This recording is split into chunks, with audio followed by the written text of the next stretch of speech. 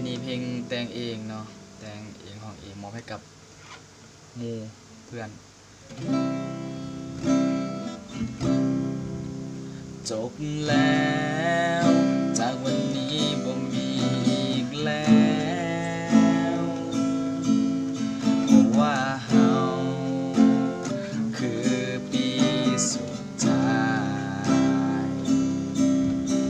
จะบ่ได้ศึกษาด้วยกันเหมือนดังกับปีกายพอต้องแจกย้ายไปตามหาความฝันบ่มีอีกแล้วรวมแถว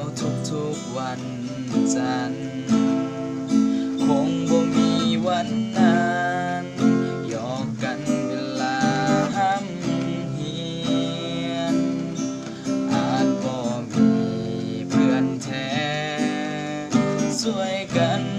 อ่านเขียนอดทนภาคเพียรสู้ไปพร้อมกันเพื่อนเอ๋ยอย่าลืมกันเด้อ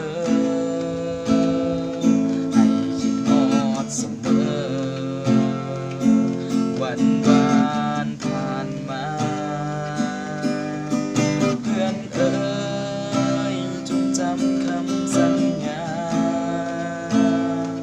แม้ผ่านวันเวลาคำว่าเพื่อนกันมันจะคือเก่า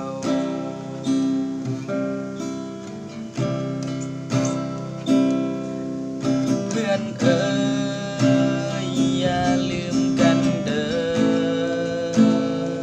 ให้คิดฮอดเสมอ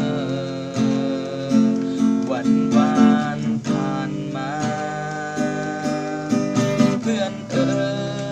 ยจงจำคำสัญญาแม้ผ่านวันเวลาคำว่าเพื่อนกัน